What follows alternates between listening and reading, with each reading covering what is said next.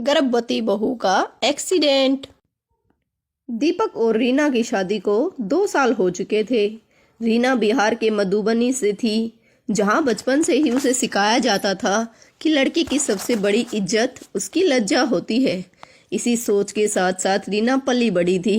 रीना के ससुराल में भी उसे यही सिखाया गया और यही परंपरा थी, जहां घर की इज्जत पहले बेटी और फिर बहू से जुड़ी होती है। फिर एक दिन रीना दीपक से कहती है, सुनो जी, आज घर का राशन खत्म हो गया है। आते वक्त घर का राशन ले आना और कुछ सब्जियां भी ले आना। सिर्फ राशन ही मंगाना है या अपने लिए भी कुछ सामान मंगवाओगी? अरे तुम्हें जो भी चाहिए तुम मुझे बता दो, मैं तुम्हारे लिए ले आऊंगा। इतना सुनकर दीपक अपने ऑफिस के लिए निकल जाता है। दीपक रीना को बहुत प्यार करता था, इसलिए उन दोनों के बीच बहुत गहरा रिश्ता था।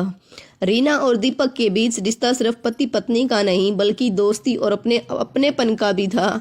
वह हर रूप में रीना के साथ खड़े थे। फिर एक दिन अचानक रीना की तबीयत अचानक से खराब हो जाती है। जब उसकी सास उससे पूछती है, बेटी रीना क्या हुआ है? माँ जी, मैं पेट से हूँ और आप दादी जी बनने वाली हैं। इतना सुनकर रीना की सास बहुत खुश हो जाती है और खुश होने के साथ साथ वह नाचने लगती है और उसके बाद रीना से कहती है, बहू, अब जरा अपना ध्यान रखना और काम जरा संभल कर करना। अब घर का माहौल बिल्कुल पूरी तरीके से बदल चुका था। घर में सब रीना का ध्यान रखते थे। फिर एक दिन रीना रूटीन चेकअप के लिए दीपक के साथ हॉस्पिटल जा रही थी। हॉस्पिटल जाकर उसने अपने बच्चे का अल्ट्रासाउंड करवाया। उसके बाद उसे पता चला कि बच्चा स्वस्थ है। इतना सुनकर रीना और दीपक वापस अपने घर आने लगे, लेकिन हॉस्पिटल से लौटते समय एक ई रिक्शा ने उसे टक्कर मार दी। दीपक ने रीना को संभालने की कोशिश की, लेकिन रीना पेट के बल गिर गई। दर्द असहनीय था। उसे तुरंत हॉस्पिटल ले जाया गया, लेकिन रास्ते में ही वह बेहोश हो गई। और जब रीना को होश आया, तब रीना दीपक से कहती है, दीपक, मुझे ऐसा लगता है कि मानो मेरे शरीर का कुछ हिस्सा काम नहीं कर रहा है। रीना, सब ठीक है, बस तुम्हारी रीढ़ की हड्डी में गंभीर चोट है और कई नसें डैमेज हो गई हैं। इससे शरीर का निचला हिस्सा कभी काम करता है, कभी नहीं। 3 दिन बाद जब रीना घर लौटती है तो दीपक ने उसे बताया कि अब उनका बच्चा इस दुनिया में नहीं रहा। यह सुनकर उसका दिल टूट गया, लेकिन बेचारी उदास होने के अलावा कर भी क्या सकती थी।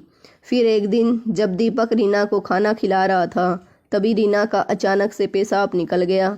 दीपक ने बिना किसी हिचकिचाहट के उसकी सफाई की, लेकिन यह सब देखकर रीना को रोना आ गया और मन ही मन बहुत बुरा महसूस करने लगी। पर बेचारी कर भी क्या सकती थी। एक दिन रीना ने सोचा कि क्यों न मैं अपनी सारी समस्या अपनी सास को बताऊं। तब वो अपनी सास से कहती है, माँ जी, किसी दाई को रख लेते हैं। तुझे शर्म नहीं आती जो अपने ही पति से मलमूत्र साफ कराती हो? अपनी सास से ऐसी बातें सुनकर रीना थोड़ा उदास हो जाती है, पर कुछ कर भी नहीं सकती थी।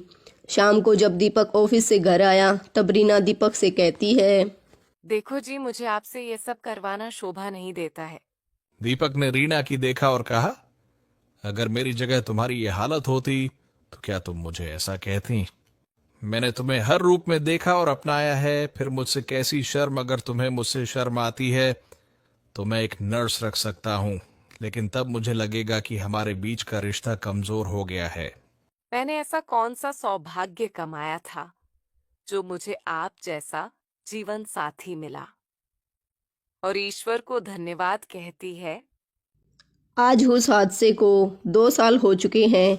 दीपक रोज अपनी पत्नी रीना की सेवा करता है ताकि वह जल्दी से ठीक हो सके और वह अपना जीवन खुशहाल तरीके से जी सके।